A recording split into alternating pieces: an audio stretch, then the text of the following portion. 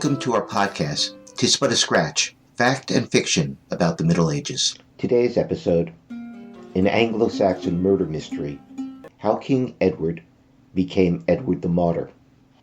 This episode, I'm afraid, is a solo effort, and it's one that I should begin with an apology.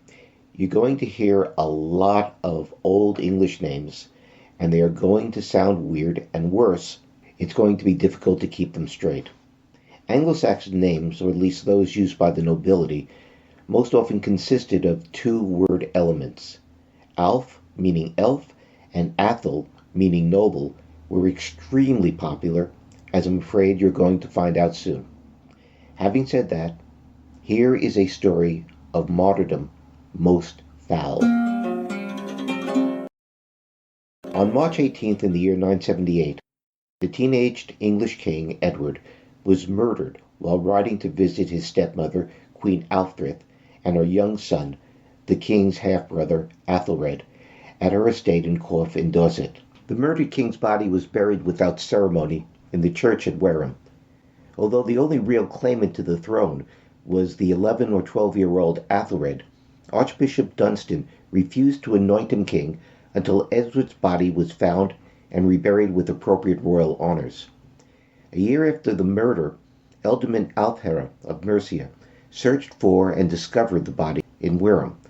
Edward's corpse, or what was purported to be his corpse, was disinterred and brought to the royal nunnery of Shaftesbury, where it was reburied with appropriate honors.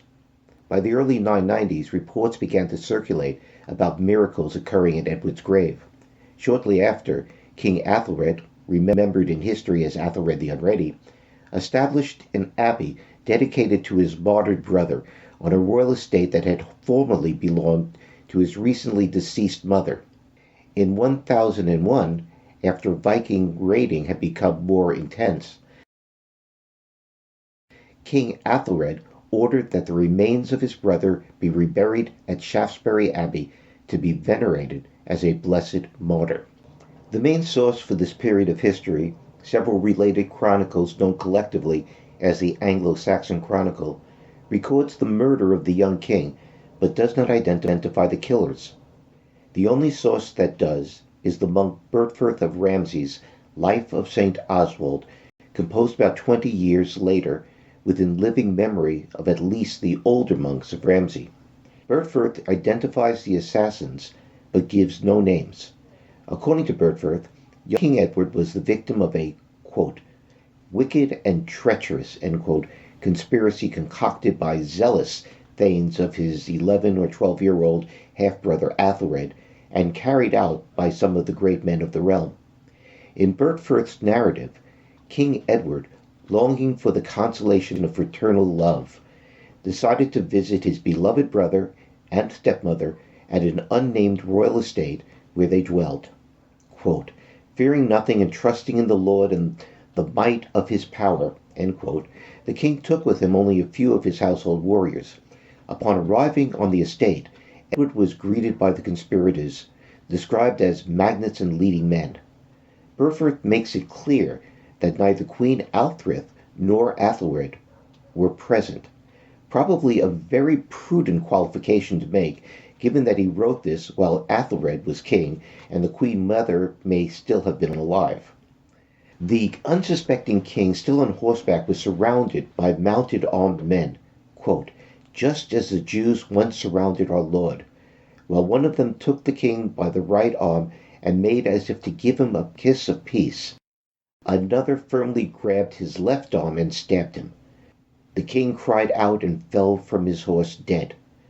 The similarities between Bertford's account of Edward's martyrdom and biblical accounts of the betrayal of Christ are not coincidental. The murder of an anointed king was wicked enough, but the manner in which the killers disposed of the body made it even worse. The sources agree that the killers mistreated Edward's corpse, although they differ on exactly what happened to the body. Bertford says that the murderers allowed the corpse to be taken to a nearby house of a poor man where it lay covered with a simple blanket and then buried in a makeshift grave.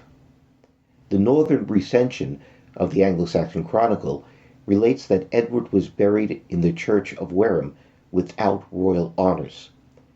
The nuns of Shaftesbury promoted the story that Edward's body was found to be completely uncorrupted when Ealdorman Æthelred brought it to the abbey, a certain sign of his sanctity.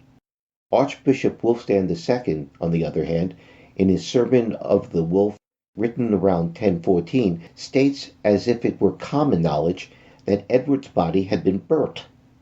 It's difficult to reconcile these early sources. All that can be said with confidence is that Ealdorman Æthelred presided over the translation of a body from the Church of Wareham to Shaftesbury Abbey, where those remains were venerated as relics of a martyr. I suspect that the corpse may not have even been Edward's, but that of a recently deceased young man who looked enough like the late king to pass muster. That might explain both the incorruptibility of the corpse and why the purported skeletal remains of Edward, excavated in the ruins of Shaftesbury Abbey in 1931, and now housed in a shrine in St. Edward the Martyr Orthodox Church in Brookwood Cemetery in Surrey, has been identified as those of a man at least a decade older than the teenaged king. Edward's emergence as a martyr and saint must have surprised those who knew the kid. In his brief reign, he did little to ingratiate himself with the clergy. In contrast to his father, King Edgar the Peaceable, Edward was neither a champion of monastic reform nor a rex pacificus, a king of peace, who could impose order upon contentious rival aristocratic families. He turned a blind eye towards nobles who took advantage of the death of King Edgar to recover family lands donated to monasteries under duress. He himself despoiled Abingdon Abbey of property given to it by his father. It was only how he died that sanctified Edward's memory. The Anglo-Saxon clergy taught that lordship was the foundation of God's divine order, and that the highest species of earthly lordship was kingship. The murder of an anointed king was an affront to God. This did not mean that a slain king would automatically become a saint. St. Oswald and St. Edmund had died as martyrs fighting against and defying pagans. The murder of Edward's grandfather, King Edmund, in a brawl, on the other hand, had not inspired a cult. What Edward's death had that Edmund's lacked was a sense of betrayal. The historical context for the murder takes us back to the disputed royal election that followed the sudden death of King Edgar in 975. Royal elections in 10th century England combined principles of succession with practical considerations. The great men of the realm, lay and ecclesiastic, who constituted the late king's witan, that is, his council of wise men, chose the new king from among those deemed throne-worthy. Throne-worthy at this point meant that they could trace their descent from King Alfred. At Edgar's death, there were only two candidates who were throne-worthy: his sons Edward, who was about 15 years old, and Edward's 8 or 9-year-old half-brother Æthelred. Edward's claim was based on his seniority. Æthelred's on the status of his mother Æthelred as a consecrated queen, doubts about Edward's legitimacy. The contest for the throne pitted the two most powerful noble families against one another, with Ealdorman Æthelwine of East Anglia supporting Edward and Ealdorman Æthelred of Mercia supporting Æthelred. It similarly divided the upper clergy, with the two archbishops, Dunstan of Canterbury and Oswald of York, advocating for Edward, and Bishop Athelwold of Winchester supporting Æthelred. In the end, Edward prevailed. I suspect that the factors that proved decisive were Archbishop Dunstan of Canterbury's support and the relative ages of the princes. To elect the child Æthelred was to opt for a regency in which the Queen Mother and Ealdorman Æthelred would take leading roles.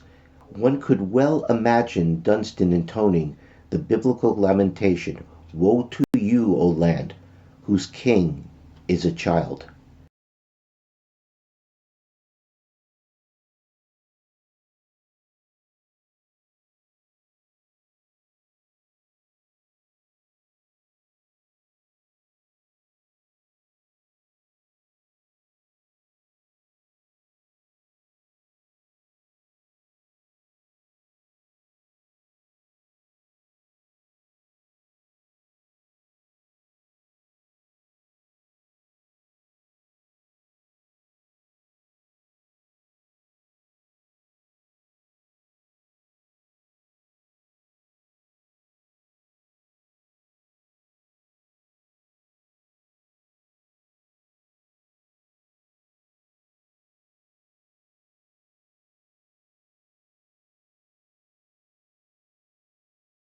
So who killed Edward and why? If we ask cui bono, to whose benefit, the answer is clear. Queen Æthelred, her son Æthelred, and their allies, in particular Ealdorman Æthelred and Bishop Æthelwold. Later medieval chroniclers had no doubt that Æthelred was guilty. By the early 12th century, a tradition had arisen that she not only planned the killing but executed it. The ordinarily reliable Henry of Huntingdon wrote that he had heard tell that Æthelred personally stabbed her stepson to death while offering him a cup of wine. She had become the archetypical wicked stepmother. The late 12th century Liber Eliensis goes even further, turning the pious Æthelred into a harlot and a witch who murdered not only Edward but also the first abbot of Ely in order to prevent him from exposing her dark secrets. This is the stuff of folk tales, not history. We cannot, however, dismiss the possibility that Æthelred was complicit in a murder that occurred on her estate by members of hers and her son's households. Ealdorman Æthered's contribution in discovering and translating the murdered king's body may be seen either as evidence of his innocence or as a cynical political move necessitated by Dunstan's refusal to anoint Æthelred until Edward had been given a proper royal burial. I tend to favor the latter. The same is true for the choice of Shaftesbury as Edward's final resting place, which as a nunnery was under Queen Æthered's legal protection. Æthelred's age alone, he was around 11 when his brother was murdered, might excuse him as a suspect, although one must remember that at the time the legal age for males to be prosecuted for crimes was 12. I am not ordinarily given to conspiracy theories, but I suspect that Edward's assassination had wider support than that of a single court faction. Bertfurth's Life of St. Oswald may provide the key. Bertfurth's portrayal of Edward is wildly inconsistent. He is represented as both a Christian martyr and, to be frank, a brat. The account of the murder begins with a very unflattering portrait of the new teenaged king. Noting that Edward's election had been contested, Bertfurth explains that many of the great men of the realm had preferred Æthelred as king because of Edward's irascible temperament, which, quote, struck not only fear but terror in everyone. The king, Bertfurth tells us, was particularly hard on members of his own household, whom he, quote, hounded not only with tongue lashings, but even with cruel beatings, which might explain the participation of the royal butler in the assassination. Given that when Bertfurth wrote, Edward was already venerated as a martyr, I think that one ought to take seriously his characterization of the young king as an unstable teenager with an uncontrollably violent temper. The Magnates could not have been happy with the chaos of the anti-monastic reaction, even if they themselves were responsible for much of it. One can imagine that even those who preferred Edward originally to his younger half-brother might have regretted their original choice. The killers undoubtedly intended to place Æthelred on the throne, but they may have been motivated less by their support for the child than by their fear and dislike of the young king. After experiencing 3 years of Edward's outbursts of temper, many of the great may have much preferred the more gentle and malleable Æthelred on the throne. The murder was in essence a coup d'état. Given the elective nature of Anglo-Saxon kingship, the murder that transformed a truculent teenager into a Christian martyr might be best characterized as a particularly brutal case of buyer's remorse. No one was ever punished for the crime. This was not because the identities of King Edward, as did all nobles, traveled with a retinue. They, at the very least, knew who killed their royal lord and what was done with the corpse, so Æthered's discovery of the body was not as miraculous as later writers made it out to be. It is telling that Edward's bodyguard did not avenge his death, and even more remarkable that Æthelred as king never ordered his brother's murderers to be apprehended and executed, that he failed to use his power and authority to track down and punish the killers, did not go unnoticed by contemporaries. The northern recension, the Anglo-Saxon Chronicle, pointedly observes that King Edward's, quote, earthly kinsman did not wish to avenge him, but assures the reader that his heavenly father revenged the slain youth by forcing those who had killed him to venerate his bones as a martyr. That's a great revenge. Bertford goes further, comparing the murderers to Cain, which is as close as Bertford gets to assigning blame to Æthelred. He describes how God punished the killers in this life as well as the next. One of them, Bertford relates, was struck blind, a fitting penalty for one who would be deprived of the sight of God in the next life. Although contemporaries never directly blamed Æthelred for the death of his brother, and the king was among the chief sponsors of Edward's cult, the murder cast a pall over his reign. In an age in which divine explanations were sought for both natural and man disasters, it is unsurprising that some trace the tribulations wrought by the Vikings to the unpunished murder of an anointed king. As Archbishop Wulfstan intoned, the Danes were God's just punishment upon the English people for their multiple sins, the greatest of which were the betrayal of two royal lords, King Edward to his death and King Æthelred into exile. For Archbishop Wulfstan, the guilt for King Edward's betrayal belonged to the entire English nation. Post-conquest Anglo-Norman ecclesiastical writers, who similarly sought moral explanations for the dual conquests of the English by Danes and then by Normans, extended the blame to the moral deficiencies of King Æthelred, and in the case of Edward's murder, to the ruthless ambition of his wicked stepmother, Queen Æthelred. The martyrdom became the original sin of Æthelred's reign.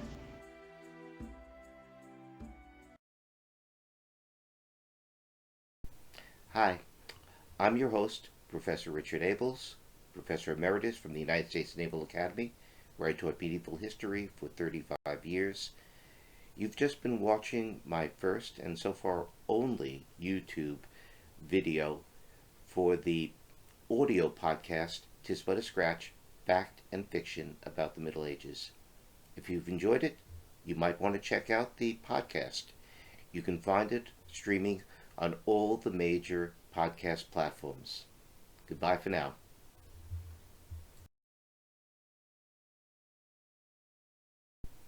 Hi, I'm your host, Professor Richard Abels, Professor